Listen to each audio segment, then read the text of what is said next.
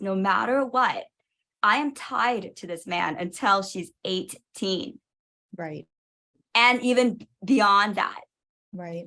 Yeah. You know, so I'm like, how do I choose this relationship to me? And I knew that the first like year would be the most intense, but then it's like up to like 3 years. And then for most people, then afterwards I hear, oh, we're cordial with each other. I didn't want to be just cordial with him, you know. And then I also, he has another daughter. And so, you know, I was like, you know what, I'd love for her to, because I grew a relationship with her too, but she was very angry with me.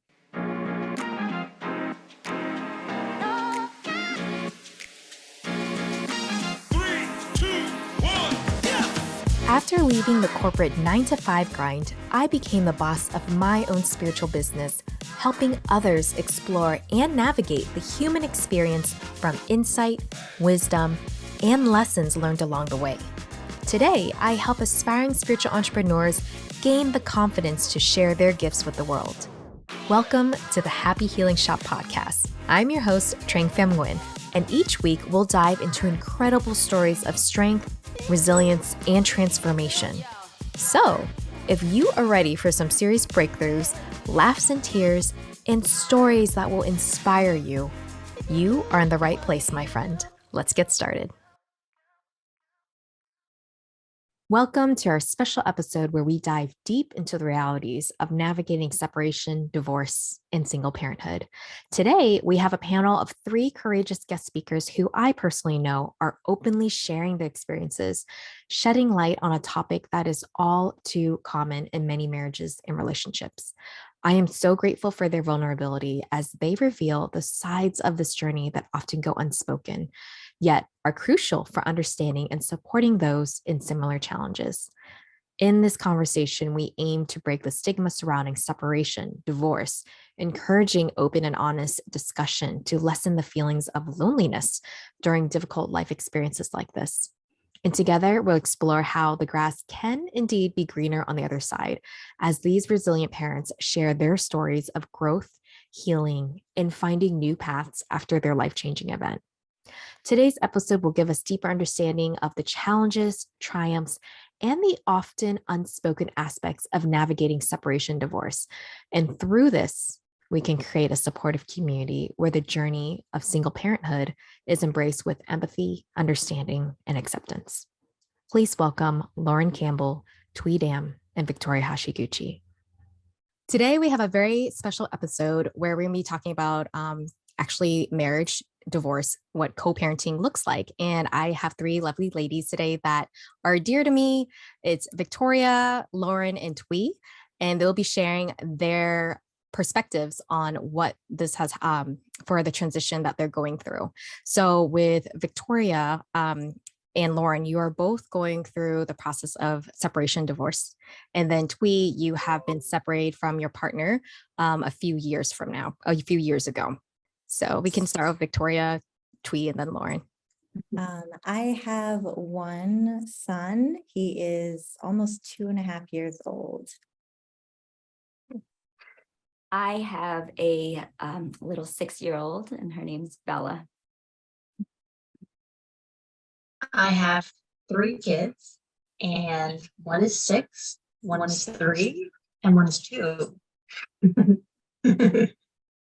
And so during this, I guess with Victoria and Lauren, since your experience is more fresh, I would say, how has this whole entire process honestly been like for you? I know that's a very loaded question. So we can start with Victoria and then Lauren.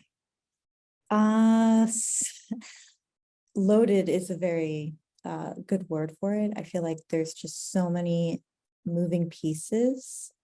Certain pieces can't move until another one does. So I feel like there's a lot of instances where I just feel stuck or frustrated. And then there are other instances where it just seems to be going really, really fast. But, yeah, it's a roller coaster, I guess you could say. Yeah, I would probably say the same thing. It definitely feels like things need to have their different pace And you just never know like what's going to happen. Like if everyone's going to be okay. So you're thinking about your kids and you're thinking about yourself like after the fact. Yeah, it's just taking it day by day is what I always say about it. Just because people always ask like, how are you doing? And I'm like, just taking it day by day because it's the easiest way to deal with everything. And yeah, it's just things just feel like they're busy. Do you feel like, obviously it sounds like there's a lot of uncertainty, and when you say moving pieces, I know for you, Victoria and Lauren, it's finding a new place, moving to a new house, new apartment, and trying to coordinate all that. It's like project management at this point, while also dealing with a full-time day job and then also taking care of a human and making sure they're alive. So, so those days, when someone's asking, how are you feeling really? Do you feel like you could just say, yeah, it's okay? Or are there times where you really want to tell really what's going on? For me, I don't know. I mean, I think I had kept it from people for so long that now when people actually ask, I don't feel like talking about it. Not because, I I don't want to burden anyone or whatnot, but I just feel like it's my journey. And, you know, I don't feel like I need to talk too much about it. Obviously with, family and close friends, it's just part of my life right now. So it's just a common topic. But yeah, like if it's anyone else outside of that circle, I'm like, just another day in this chapter of life. Can I say something from the other side? So I didn't want to talk about it either. And I had a few friends, and then I changed where I was like, okay, I need to get really sage advice because there's so many components in it. One, the custody. Two, the money. 3, how much time. 4, how are you going to teach them? And so I went from the perspective of like the people who have already gone through divorce and got their advice. And then I wrote down those things. And then I also read a book, and it was called Conscious Uncoupling. If Gwyneth Paltrow Heard of that. read it, and she swears by it, and then the guy who does it's like shoes or something like that, he got divorced, and so he used that book too. It's like, if it's good enough for them, it's good enough for me, and so I read that. Yeah, I read that, and then I was like, you know what, if I could, because no matter what, I am tied to this man until she's 18, Right. and even beyond that. Right. Yeah. So I'm like, how do I choose this relationship to me? And I knew that the first year would be the most intense, but then it's up to 3 years. And then for most people, then afterwards I hear, oh, we're cordial with each other. I didn't want to be just cordial with him, and then I also, he has another daughter. And so, I was like, you know what, I'd love for her to, because I grew a relationship with her too, but she was very angry with me, and so I was like, how do I phrase this? And so I really prayed on it a lot, that the right people came to me, and the resources, and then just really documenting everything. Right. When you are having a fight or whatever, that would be one thing, because then you're because otherwise you have so many memories and then you're in the emotion. But right now, have a book. Document when you guys have arguments, what he said, especially if it's in a situation where it's maybe a little violent or mental abuse or something like that, either for you or for the child, because you need that. So that book, Conscious Uncoupling, because then I saw a vision of us 5 years from now where, we're dating someone else, but we can still come together. We can still have Thanksgiving together. Right. And so I had to really hold on to that. And then the other book that I really got, even though we were separated, it's The 7 Principles of Marriage by John Gottman. And I recommend this for all relationships. And if anything, I have to communicate with him more now than I ever did before, because we don't have that same bond. And there's going to be the defense wall. I'm like, how do I talk to him in a way that's not the defense wall? And how do I not get triggered myself? For each and every one of you guys, when someone's in a relationship where they see it might not be working out, or there's a lot of friction or irritation, aggravation towards each other, could you share for me kind of how, was it one defining moment, or was it things that were built over time and something just snapped where you're like, I cannot anymore, and I need to leave this relationship? I feel like it was a mix of both.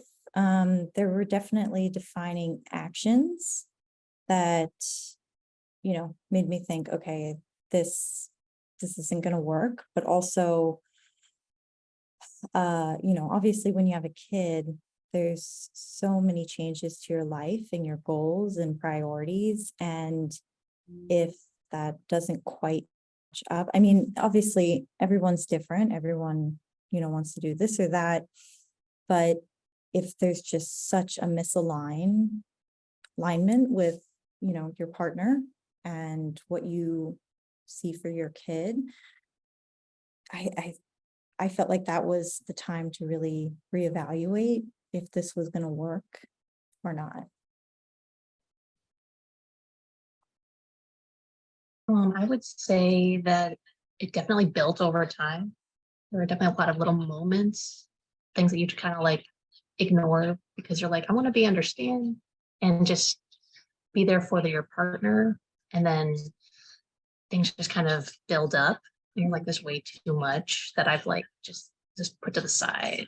And yeah, there's just like a moment of like awakening where you're like, I don't need to feel this way every day. And even like every month, every year. So yeah, I would say it feels like it's a building up over time. And then just deciding, hey, I got to make a change. And if that change means, leaving or, or just taking a step back, whether it's like a big dramatic step back or just like deciding to just move out completely. It's like just what you feel like is going to be the ultimate big move. So, yeah. Definitely. I definitely believe that it is built up over time, at least in my situation, and for most people that I've talked to as well. Then there's going to just be the straw that breaks the camel's back, and that's when you make the decision.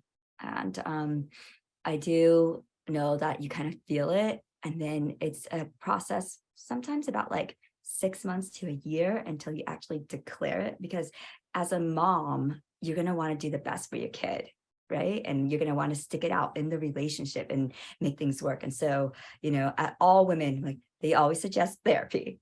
Like, can we go to therapy? Can we talk about it? And I do believe that the best thing to do is kind of talk first, but agree to go to therapy because of the whole wall. And there's another part with the man, he will have more respect, or he'll be calmer in that situation than when you're just talking, and then they'll be just screaming, emotion, boom, they walk out. It's like a therapist is like a referee. Yeah, exactly. So, but not everyone can afford that, and so there's a lot of social programs that are available out there, because I know that at that time I couldn't afford it. And he couldn't. And so if I wanted it, I would have to pay for it. And then there's also another part of that process, because there's going to be lots of like little tips and triggers, and the word, you guys have to have a word for each other that is like, we're going to stop right now before words are said, and that then they can't be taken back, and they will be held, And so our word was red light. Like, if he got me mad, like, red light, I'm going to walk away, and then making a rule that then we can talk about it in a day or 2 or 3, but not in that moment, because otherwise it will never be able to like be taken back. But what do you think could help you the most during this time? Because as a friend, they're like, how can I help? Or sometimes people assume things and you're like, that's not what I need, but I appreciate the sentiment. So I think the same happens when there's death, grieving and stuff that people just don't know. But sometimes we might hold back on telling, maybe because maybe they're not able to help us in that certain way. But if you had a magic wand, what are some things that you wish you could get help on? Well, for me, since I live on the opposite side of the country from family, I think that's the hardest thing. Luckily, I am still close with my soon-to-be ex's sister. I've formed a really good bond with her and her son and her husband. So I do have that support. And of course, I have Trang as my support out here. But I guess that's the one thing that I feel is and will continue to be difficult to manage, because I just don't always have that fallback if I need someone to help me with Luca, my son. So I would say that just transportation at this point, just because there's so many moving pieces. The kids have their school and then their camps, and You have 3 like, kids. yeah, exactly. So it's really about just like logistics for me. And that's really hard to come by just because everyone works full time, and not everyone has the right schedule that kind of, matches up with yours. So you really have to have family members that are like available and can kind of be flexible, that kind of thing. So yeah, when everyone asks like, what could I need or have help with, it's probably the biggest thing for me. Yeah, and just in general, like time is probably the biggest thing. For me, it was probably time, and also that support for me to really understand my emotions. I guess my short answer is just really understanding my emotions, and I couldn't process it by myself. I needed a couple of friends to do it, and my brother, so that I can really get it out and then set the right boundaries, and then know that it was okay to feel that and not feel any guilt or shame around it, and feeling that I had to do everything, otherwise it wouldn't be done. And then I just like degraded him more because just that's the A type in me, and fixing everything. So I guess, and there was a lot of times too that I had to be checked. And then my friend, she told me that, Thuy, you better check yourself before you wreck yourself. And I was like, oh yeah. So I was like, oh, I remember hearing someone else saying that. I think it was like this girl named Marie Floria or something. I'm like, okay, so I better check myself, because sometimes I can be irrational too. And then when I admitted to that, our communication was better. Speaking of shame that you mentioned, do you guys feel shame or guilt or stigma when you tell people that you're divorced or separated or going through it? for me, I think, I think there's always that, I hate to say feeling of failure, but I mean, I couldn't avoid that feeling, even if it was minimal. But I think there's also just kind of the Catholic guilt, because I grew up Catholic, and there's that, marriage, for better, for worse, and keeping those vows, and especially to tell my family that is Catholic that it's not going to work, and whatnot. Yeah, I think that's kind of what made it the hardest to come to terms with, or to confess to other people that it's just not working.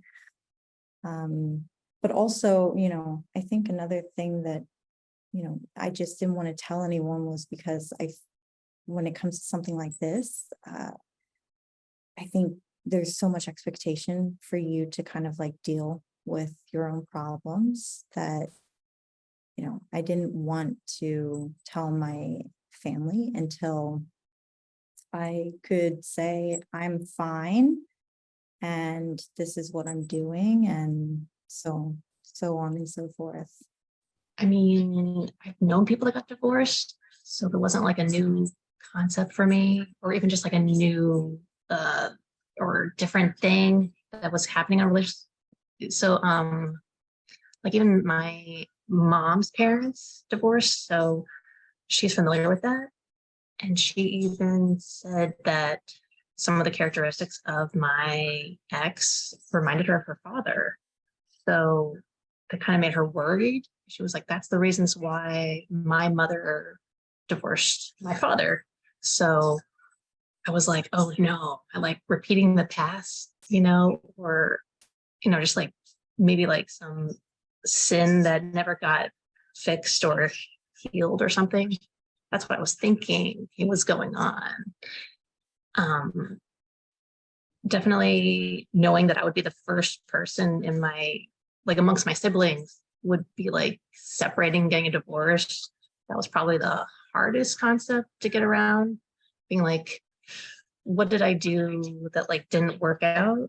And did I really make such a bad choice? Because their marriages and relationships seem to be really like good. And even when things were bad, they were able to like work it out. And I was like, how come I'm not able to work this out? So it was either coming to terms with it's me or him, maybe both. But that was something I had to kind of think about and reflect on. And then, finally realizing that it's better for me to just leave and let him kind of like realize what his flaws are, and that there's a lot of things he needs to grow on and mature, things like that. And yeah, I wasn't really like thinking about what my friends would think. I knew that they would supportive, and I knew that my family would definitely be supportive. So yeah, there wasn't definitely a feeling of like shame or guilt or anything like that. But just knowing that this was like a change, and this was a really big decision that I was having to make, and not knowing how to go about it, you know what I mean? Like don't knowing the steps and all the things that come with it. There's so many moving pieces. So I talked to coworkers who were either going through it at the same time or had divorces, years ago. So like having just those people to kind of lean on and get advice from is really helpful. So my situation's a little bit different because I'm 45 and a lot of my friends are on like their second or third marriage, and so they're like, Thuy, get out sooner. Okay. And they're like, if I could give you any advice, get out sooner. And I wasn't, and I'm, we weren't married. The feeling is guilt that I had, that I didn't try enough. And I love my little girl so much that I remember making a vow saying that no matter what, I'm going to make this work out. And I just couldn't. And I had to really admit to that. So I don't know what that word is, but just respecting my decision for it, and then the guilt though. So I didn't have any fears about telling my friends because it accumulated over time. And so it was already really like there for like maybe a year and a half, if not two.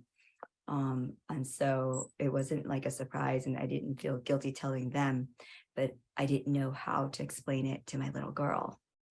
And I remember when I moved out, we got this little cottage house and we lived there. And then I remember her waking up and her looking at me saying, how you kiss daddy now? Mm. how do you kiss daddy now? I was like, well, honey, I don't. And then I just started like crying, so I think the biggest emotion for me, it wasn't like with society or my family, because I've always been pretty good about that with them. And then like my friends or like my clients, yeah, they were older. So they're like, oh, okay, yeah, no, we understand. They didn't think anything of it. And also I separated during the time of COVID. And so many people separated during COVID because you're with each other. You're like, you got to confront that, Mhm. And so that's why I knew it was time, and so in that way, my situation is a little bit different too. And everyone's situation is different, right? Very true. But the guilt part is really hard. And then the kids, like they don't understand it when they're younger. They just know like now there's two houses, but then nowadays the kids are a little bit smarter, and it's like more acceptable because like it's the collective where their friends, they already heard that, oh, she's at daddy's this week. And so that makes it a little bit easier, but it's still not easy. Right, and you can say that that's, representation, because, obviously the generation that our parents grew up with, the families in those shows that they watched were always very happy, but, you can, example of today's is Modern Family, it's a very different look at families, and I think that that representation really helps, normalize these different families. Mm-hmm. Yeah. Do you guys have, well, I know with you, Victoria, your kid is a little over 2, so he's quite a little one right there. And Lauren, you have different ages, of course, and then also Thuy, yours is 6 years old, I believe, 6-year-old daughter. Mm-hmm. And so obviously they're at different stages of their cognitive functions or be able to understand things. So have you guys been able to kind of have a chat with them of what's going on, why they're moving to two different places, or even like what the relationship between mommy and daddy look like? Or is it one of those things that you're still navigating right now? I would say that I'm still navigating it because although Luca understands more than I'm sure I even figure he does, still, obviously, there are certain concepts that he's just not going to understand. And this is just such a grown-up concept that I don't even know how I would begin to explain it to a 2-year-old, but I do notice that when, my soon-to-be ex, we argue in front of him, I can tell he feels it. Yes, they do. Whether he really understands what's going on, he'll suddenly become very quiet and a bit distant. So, which was one of the leading causes of us deciding to separate, because we just didn't want him to grow up in that type of environment. So Bella was 3 when we separated, and almost 4. And I've always used the approach of really talking to her like an adult as much as I can, not like baby talk and whatnot, And like I said, the kids nowadays already understand a little bit more. And so I remember using some of her friends as examples. And it was the day that I showed her the new place that we're going to live at. And I was like, Bella, something's going to change now, and I want to show you a place. And I always try to make something like an adventure, because their experience could be everything. So I really prayed over it that the message would be whatever it needed to be. And so then I showed her the place, and we kind of just sat there for a little bit. And this is before it got decorated and all that. And then a week later was when we moved in. And I remember when we moved in, and then she came in, she's like, what is this? This is my stuff. This is my stuff. Why is it here? And like, this is supposed to be, I want it. It's got to go back to the other house. And I was like, no, honey, this is our new house now. your daddy is going to have one place, I'm going to have one place, and you're going to stay with him for 1 week and me with one for 1 week. And then I made an example, like, your friend Kai, that's what happened with her. Remember, sometimes when we talk about it, no, we can't hang out with Kai this week because she's with her daddy. And then, no, yeah, this week we can because she's with Kimmy. And Kimmy and I were like friends. And so that helped her kind of understand, but she still didn't truly understand. And then that's when, like, 2 weeks later, she's like, wait, when she came back again, she's like, how you kiss daddy now? And I was like, I don't know how to say that. And it's going to be in waves. They kind of get it and then they don't. And then they want things to be the way that it was. And they're like, why can't this be? And so they'll ask you some questions, which then will make you feel guilty. Do you think that because you guys had children, if there was a different dynamic too between you and your partner or former partner, do you think in a way the kids helped you leave sooner because it unearthed things that were maybe in your partner and it brought things more to the light, or kind of expedited it? I would say in my case, it was, I think that the dynamic changed when I had my son, because I felt like I really had to get my shit together as a mom, and that was a driving force behind me realizing, this isn't working and this is not what I want, this is what I deserve. So, yeah, and I do wonder a bit if I didn't have my son, if I would still be putting up with things that, otherwise now I don't, but yeah, I do feel as though, people do change when they have kids. So, for me, I want to, I want to bring up a good person. And, for that to happen, I felt like I had to become a better person and had to take the steps to doing that. And my partner just kind of went the other way. I don't know if he just lost motivation or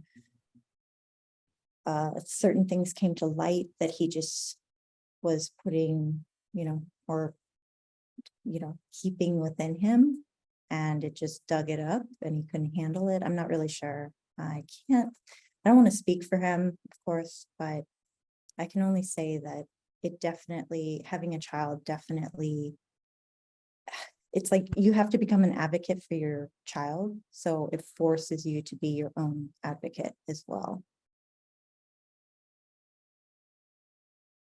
Yeah, I would definitely agree with that regarding kids really changing, how you see the whole relationship. Because you're like, if I can't get along with, my spouse, then it's going to trickle down and affect them.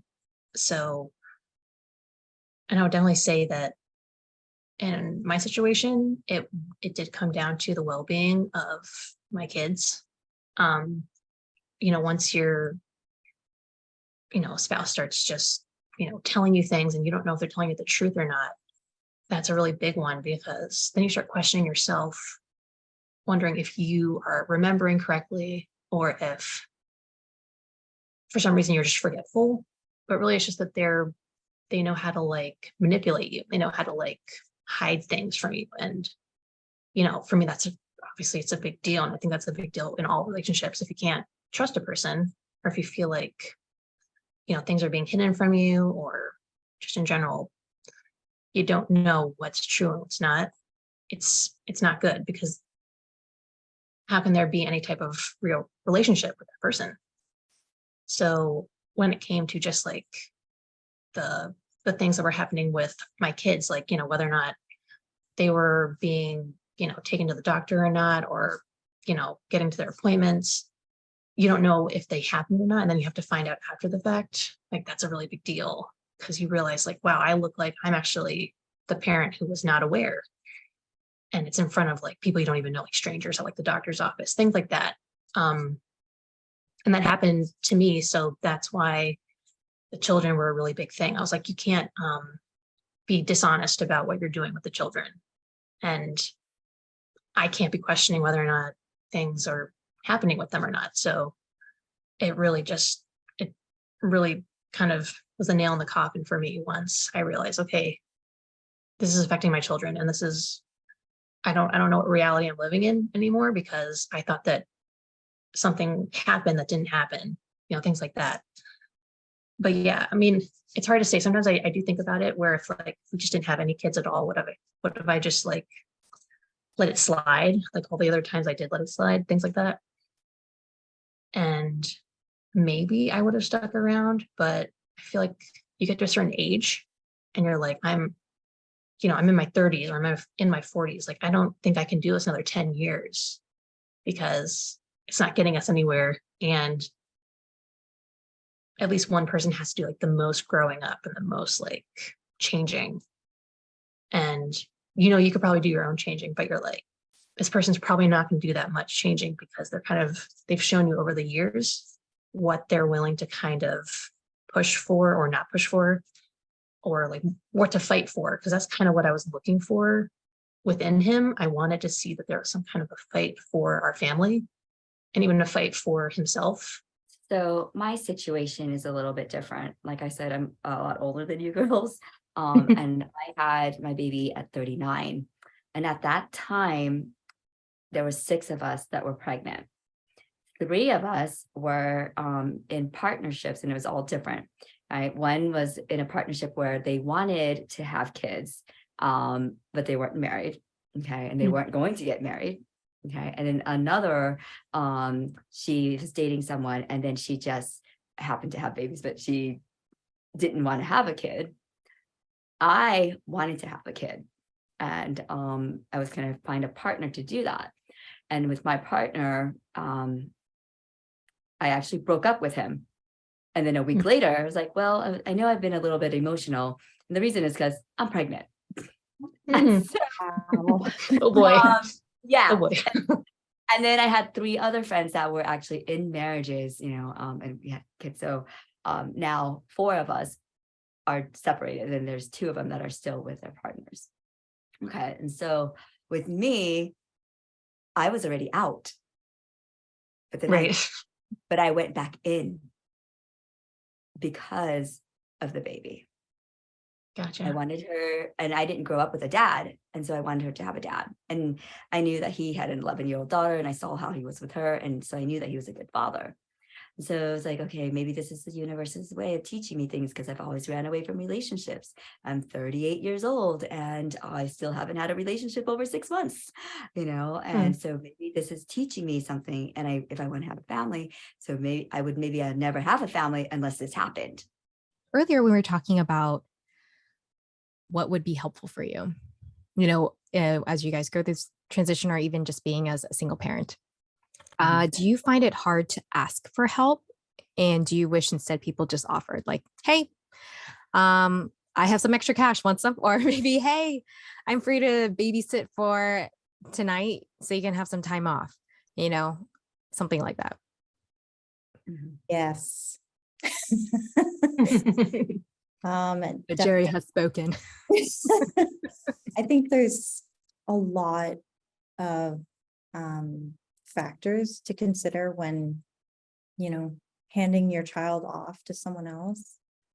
I mean, for one, if it's your family or your friends, obviously you trust them. So That's going to wear off soon. I- You're like, yes, please. But I think, it's funny because, I think a lot of my friends are kind of like-minded in that some really don't really care if they have kids or not. I was kind of on that fence as well. I wouldn't mind having a kid, but it wouldn't have killed me not to have had a child. And so I think because of that, I've kind of gravitated towards people who are like that as well, trying, and so when I told my OBGYN that I'm like one of the only people in my close friends group that has a kid. He looked back down at the paperwork and he's like, what? You're in your 30s. He said all his friends have kids now. And he's about the same age as me. So I think because of that, I'm always a little bit hesitant because I mean, kids aren't for everyone. And even if it's for an hour or two, I think it can easily drive them mad. So, it's one of those things, but also, people have their own lives and their own responsibilities, and you don't want to impede on that. But yeah, I definitely don't feel like I can easily ask. Definitely if I'm paying well, maybe, but I'm not at that financial point yet. So Yeah, extra cash would be great. In terms of just like needing to ask for, help or anything. I mean, when my friends are just there to like talk with me, that's really helpful. But I'm not really like, I'm not broadcasting any of this to anybody. I am mostly keeping it to myself. There's only probably a few friends that actually know what's going on. Yeah. So like having you guys and the small group of friends that I do have that are willing to like talk to me has been really, really helpful. And I hope this podcast, like, thank you for sharing that, because that's why I want to do this podcast, because there's so many people out there that I know. Once I started seeing parallels in so many of my friends' lives and stuff like that, or people I knew, I was like, this needs to be talked more, because people are not talking about it and they feel really lonely. And I love, Victoria, what you told me once. It's like, you feel like you bombed a test, but if the entire class bombed a test, you feel better about it. True. I had to learn to ask for help as well, but I was really lucky because I had, like I told you, when I was pregnant, there was like 6 friends, that we were all like pregnant at the same time. And so our kids are about the same age. And then after that, I just made it a point, like, I'm going to find people near here. I'm going to go to these mommy groups or whatever. And because then your life does change, you can't really understand for your single friends anymore, because you're like, oh, I get, like they can't understand that stress. And it's so hard to take your baby just to the restaurant, right? And eat out. Like, that's like my nightmare, Mine too. Sounds hard. Yeah. So it's easier when you have another mommy to do it with, and so I really recommend you still build that, and you don't have to do it alone. So I can't emphasize that enough, and then they have friends, and then you can just drop them off later, and then the vice versa, or like just 2 mommies together, like go shopping or whatever, doing things. And so now it's like, I had to learn to ask for help though, and now it's not so hard. What advice would you have for others that are kind of going through a similar situation where they're not sure if they want to separate or they want to stay together? What can they maybe do to find maybe an answer that works for them? It's funny because when I think about your question earlier on whether or not having a kid actually propelled me in the direction that I'm going right now, I'm sure that there's a lot of women out there who feel the exact opposite, that because they had a child, it's just so intimidating to disrupt what you already have. I mean, Lauren, having to sell your house and with 3 children, I think that would be the deterrent for so many women to find their own happiness. And I think that's really it. I think at a certain point, you just have to realize that the hard part will be temporary and it'll be worth it in the end, because it'll be your own happiness. And when you're happy, then, that reflects in your child. I think we're all just trying to find a new normal, and one that's healthy for both ourselves and our kids. You just never know. Whatever the dynamic is or whatever the situation is, I would say go with therapy first, because it could be something as easy as, we could probably just talk this out. It's probably just something that maybe you just need to speak up about, something that's really bothering you, something that you feel like they could improve on. If you feel like after you've been with somebody for so long and you realize that they actually haven't really shown you any signs of like wanting to change, or even wanting to like just make improvements or just be better, try to just like be there for you and be there for your kids, then you know that like even if you get a therapist, like we did that, and they could just tell the therapist whatever they want. Like, let me just say like what you want to hear so that we can like be done with this session. And I'm just going to go back to being exactly how I was yesterday. So if you know that that's going to be the response, then therapy isn't going to do anything. So just depending on what your partner is like or what they're not like can kind of determine whether or not you go with the therapy, or you just decide, what, therapy's not going to do anything, I should just leave, because that's the only way that they'll finally see what needs to change, and that they weren't actually willing to make that change. So the other partner had to make the change to show that it's not okay to just stay the way that you are, because the way that you are is not actually gonna help anybody. It's not gonna help yourself, it's not gonna help your partner, and it's definitely gonna be bad news for your children, because they're just gonna grow up thinking this is how two people relate to each other, which is basically not relating at all, because they don't get along, they're not compatible, and the thing that they tried didn't really work out. So I wanted I wanted my kids to see like a relationship that was healthy and functional and didn't involve a lot of anger or hatred, because that's kind of what I felt like I would be dealing with. And I was like, they shouldn't have to see any of this. I actually just had a conversation with another girlfriend right now that's contemplating it. And one of our fears is the fear of failure, right? Like that we failed this relationship and ourselves and like our kids and such. And so I had her ask herself 2 questions to help her with it. And one is more in the positive, where it's like, if I knew I couldn't fail, what would I do? So if I knew that this relationship wouldn't fail, what would I do? Okay, and then this one seems negative, but some people work better in this framework, and is, if I knew I would fail, what would I do? If I knew I would fail, what would I do? So that will actually prompt your subconscious and maybe your future self to coming to tell you that you got to surrender something, to let go of something. It's very humbling, because the future isn't set yet. The future is set with the decisions you make now. And so it's like, how bad do you want it? How much are you still in love with that person? Have they changed, or have you changed?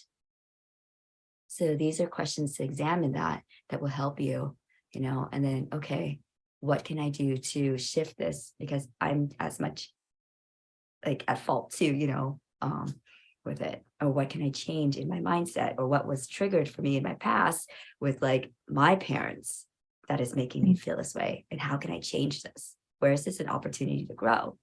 And then you can make that decision. And so maybe sometimes you guys just need to be separated for 6 months or a year. I've had that with another girlfriend, and then they worked it out. Wow. Okay. And so there's just your approach, and the approach is so important. And maybe one of those things that I would advise you guys to do too is talk to a guy friend. Maybe 2 or 3, Yeah. the ones that you absolutely respect, because you will get a different perspective from the male view. They're just as tender, and they have just as much I'm not enough issues. But I got a lot of perspective from my brother, and then also 2 really good guy friends. One was still in a relationship, and one was out of his marriage, but he has a great relationship with his wife. And so only get advice from the people that you respect and the way that they live, and that they would give you the honest answer, even if it's the one that you don't want to hear. That's a great point, especially about the male perspective, because I have one really close male friend who I would call and basically relay to him what my partner would say to me. And of course, as a woman, I'm trying to read between the lines and try to find the positives. And oh, maybe he doesn't mean this, but he was very straightforward and said, nope, this Yep. is this. Two of my guy friends would tell me that, like, Thuy, guys don't think like that. Mhm. He never even thought of that. I was like, Right. oh, really? Mhm. And then my girlfriends are like, get out now. You know? Run, girl. And I realized too that for me, I was in love with an idea. Yeah. Yeah. Ideas and potentials is Yeah. is really dangerous. Yes. Yeah. And so Oh my God. and then you check in with reality. Is this going to be, because you have to expect that what if they don't change? Are you going to be this? Because are you just in love with the idea and you think they are? And then it's like running you down and then it drains you, and then it drains your kids. What fears do you have as a single parent that you think people are not aware of? That's a Mhm. really good question. I I'm think like, I need time to think about this. I will circle back. dang. I don't even know if I've even like gone through that process. I'm like, I'd have to like really reflect on that. Cause like right now you're just kind of like in the mode of like you're surviving. So you're not even thinking about the fears. You're like, I just need to survive because I need to look like I can handle this. Cause if any point someone sees you drop the ball, it's like, oh, you made the wrong choice. You should have never left. So, and I definitely don't want anyone to see that because I'm like, I definitely can handle this. I want things to be working. I don't want them to feel like they're actually not working and that they're failing because you want to know that you can actually, stand on your own 2 feet. Because for the last, 10, 12 years, I was, standing with another person. So it's like we had 4 feet that we were working with, but now I got my 2 feet and then I have like 6 little feet, somewhere else. But I'm like, it's a lot. You gotta like, just take things day by day. It's every day is like something new is gonna happen. Yeah, I think one thing that I definitely am thinking of is that this is just, one chapter out of the book. And I think, if you see anything that represents this type of dynamic or life story, it's romanticized in a way that the end product is she broke free, but, you still have to have that motivation that when the dust finally clears, you still have to do things that make you happy. I feel like it's very similar to, just bringing up a child because people put so much into their kid. And then when their kid leaves, you're kind of left as a hollow shell. And I feel like that's very similar to this type of situation. This is something that I'm just putting so much energy and time and thought into that, I do worry about when it finally settles and I've found my new normal that will, what's after that, the uncertainty, I guess. That's at least for me. I think I might just have to change this a little bit from your question, Chang, but I think a lot of people are afraid for me if I'm going to be able to take care of Bella or not because of my health situation, where in the last 2 years it's been really bad. And so it just hasn't been stable. And so they had to help me out quite a bit. And so that's one thing. And then another's like, I don't know if Thuy's going to find another person to be with, I think that maybe that might be my fear, maybe not theirs. Yeah. Well, for people that are listening in, what advice would you have for them if they are dating someone, they're about to get married, or what advice would you have for your younger self?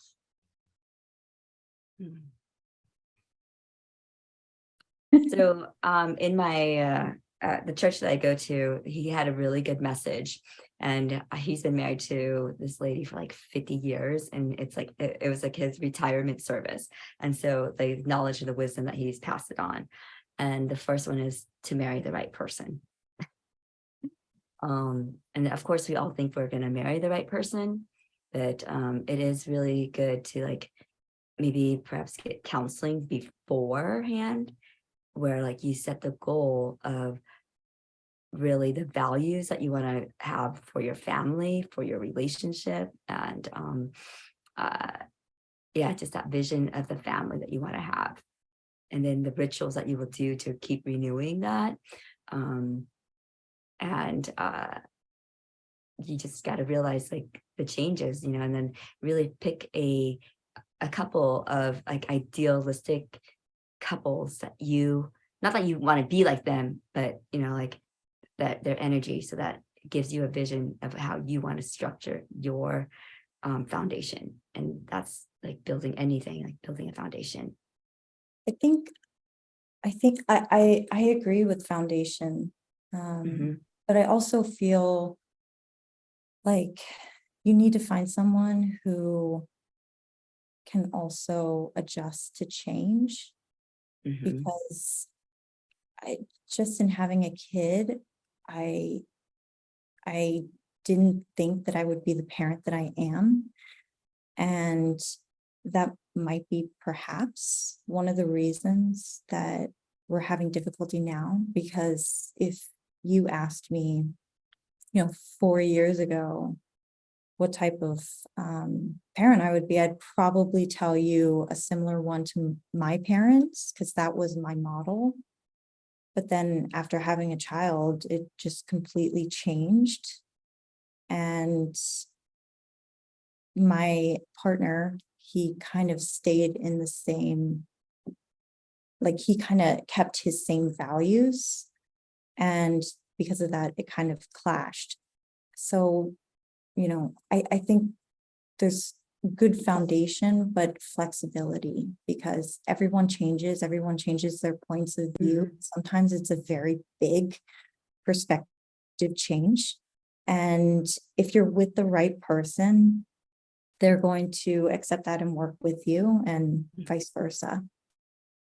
I totally forgot. This is a really good advice for those that are thinking about getting married or just wanting to get married and they're starting to date.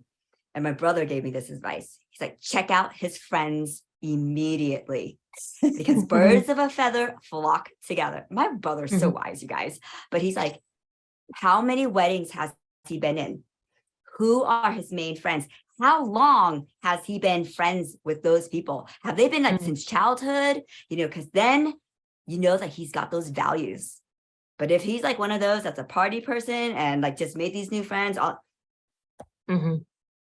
something that you need to pay attention to. Definitely. Yeah. Check out their friends immediately, and then get to know like how their friends have like relationships with other people, because that's their core, and then men, they need partners too, like just like our sisterhood, they need brotherhood, and who they're going to go to when they struggle, and that will give them good advice and that pull them out and make them work it through. Yeah, definitely don't rush into any relationship just because I went through this very short period of time where I thought that I would get too comfortable just being single, because I kind of liked it, especially like during college and even a little bit after college. I was like, it's so nice being single because I can just do what I want when I want, and I don't have to, please somebody else. All I have to do is just do the things that I really want to do. But then I was like, wow, what if I get too comfortable and I'm just like this the rest of my life? And I never had like a family, because that was something that I always wanted. That was probably one of the big motivating factors, to be like, hey, don't like get too comfortable being single, go out there and, find somebody that, you like. And I didn't think too much about like husband qualities of a person. I think what I kind of focused on was just, do we get along, and do we have similar interests, and can we make each other laugh, and we don't take ourselves too seriously. If I find that person, I think that's the person I'm supposed to be with, right? But this is like the mind of like a 22-year-old. Don't really know very much at 22. Probably better off either just dating different people or just don't date at all. But yeah, even at 22, like, you're just so young, and that's how old I was when I met my husband. So I feel like I probably could have just given it more time. Probably could have dated more people and kind of gotten a better idea of like the characteristics that, of different people, like what actually works for me and what do I want in a husband. So I think as soon as you don't like think about those things, Yep. they're not going to be there when they get older. And that's why it's like so important, like, don't marry their potential, because they're probably not going to meet that potential at all. They're probably going to stay exactly how they were when they were in their 20s. You think they could improve and change and all that when they get older, but it might just be that with men today, they see us taking on that role, so they feel like they can take a step back. But really what you need them to do is actually step up, like right at the same time that you do, and just be there for you, because it takes two people. Don't worry if you get comfortable being single. That's okay, because it's probably a good thing to keep looking until you find the right one. And remember not to count out husband qualities, because I definitely did that. There are so many things that I wanted in a husband that I only found out a few years into my relationship, when I realized that this guy doesn't actually have any of those qualities. Why didn't I think about that before? But I was still like, oh, but you know what? He could grow.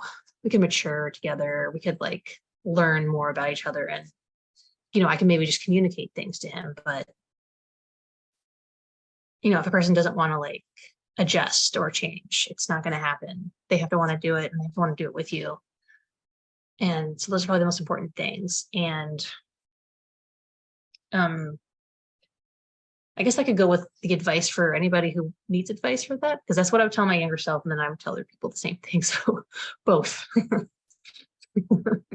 I agree, because, honestly, if there's one good thing that has come out of this, it's that I know myself better and what I deserve and Mhm. what I would potentially look for in, if there's another partner down the road. But I also remember this quote that's by Maya Angelou, and she says, "When they tell you who they are, believe them. Mhm. When they tell I've you heard that who one. they I like are, it. yeah, believe them." And so sometimes we fall in love with an idea, and women, we always like think we can fix them, you know. Mhm. Oh, yeah. And so don't try to fix them, because you have to be able to accept them. And it comes back then to knowing yourself and what you want, and not being afraid to state that, because if you don't, then you're going to get whatever is like tossed your way. So so many women were like, no, I'm afraid if I tell them that I'm going to scare them. Well, good, then they weren't meant for you. So Mhm. with even like with friends or clients, for me, it's like my goal is either to repel them or to attract them. Repel or attract. And I'm not afraid to repel before. And before, I was such a people pleaser, and so right now, same thing with like, I'm starting to date again, or like I want to. And I was like, okay, I'm just gonna state it out front, because if they're not, then they're not in alignment. So repel, I just get rid of that answer quicker, right? And so then it comes back to, I'm gonna check out his friends first. You know what I mean? That's smart. The relationship, Yeah. yeah. So yeah, you just really got to know what kind of relationship you want, and not be afraid, and then know that you deserve that relationship too. Wow. Thank you so much, Victoria, Lauren, Thuy, because I know there are hundreds of thousands of people out there that will benefit from listening to this and knowing that they're not alone, that they deserve better, or that it is possible to leave a relationship and see, the grass can be greener on the other side. Yeah. And also being able to stand up for themselves and what they want and what their needs are, and also to get to know themselves better and what they want in a relationship and in a partner. So, and I know, Lauren, it is almost midnight over there and you have 3 kids, so you need to go to bed. Yeah. So and I think it's just hearing your stories and stuff like that. I was like, people need to hear this. People need to hear behind the scenes, the difficult things that we don't talk about. And this goes for also single parents that are dads. I just don't happen to know any that could be on this show right now, but just what you guys have to say reflects a lot in what other parents I know are struggling, even if they're not separated. Just Yeah. a lot of the Yes. weight of the burden on them.